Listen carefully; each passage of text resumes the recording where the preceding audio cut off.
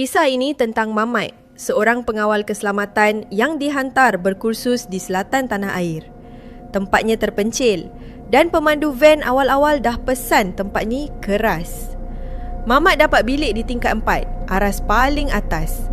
Masa sampai depan pintu bilik, dia dengar bunyi riuh dari dalam. Bunyi katil dialih, almari dibuka. Padahal kunci ada pada dia. Roommate pun belum sampai. Bila Mamat buka pintu dengan lafaz Bismillah, senyap. Bilik tu kosong dan kemas.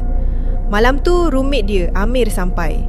Amir cerita dia sesat tadi, pusing cari tangga tak jumpa sampai terpaksa berlega di tingkat 3 seorang diri. Rupa-rupanya tingkat 3 asrama tu memang dikosongkan sepenuhnya atas sebab misteri. Malam tu Mamat ponteng ceramah sebab tak sihat, dia tidur di bilik. Tiba-tiba pintu diketuk kuat bagai nak pecah. Bila dibuka, koridor kosong. Mamat keluar ambil angin kat koridor untuk tenangkan hati. Mata dia terpandang tingkap bilik di tingkat 3 kat bawah.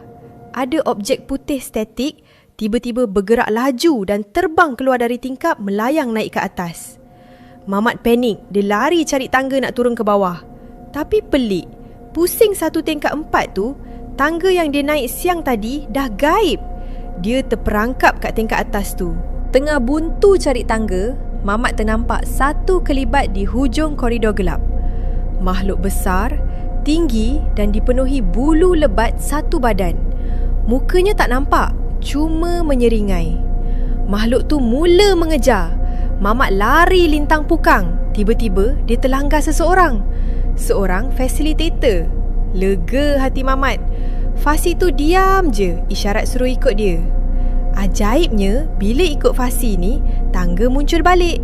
Mereka turun ke tingkat 3. Sampai je bawah, Fasi tu cakap, "Tunggu jap, aku ambil barang." Fasi tu terus masuk ke dalam bilik gelap. Bilik yang sama tempat benda putih terbang keluar tadi. Mamat dah syak Fasi tu bukan manusia. Dia cuba lari selamatkan diri. Tapi sekali lagi, tangga untuk turun ke tingkat 2 pula yang hilang. Dia kini terperangkap di tingkat 3, sarang makhluk tu. Pintu-pintu bilik di situ mula berdentum buka tutup sendiri. Bam, bam, bam. Mamat tak ada pilihan. Dia pura-pura pengsan kat koridor tu sampai tertidur betul-betul.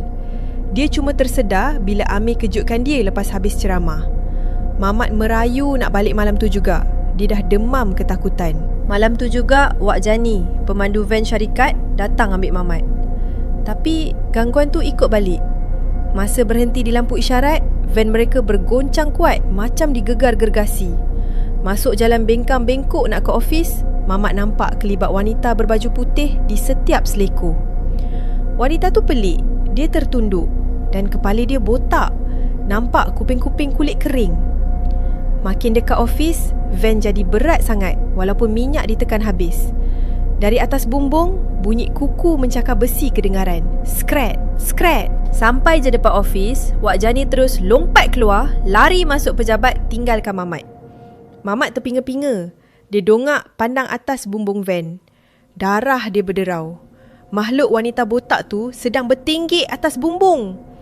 Matanya cengkung ke dalam. Kulit muka berkedut 1000. Merenung tajam tepat ke biji mata Mamat.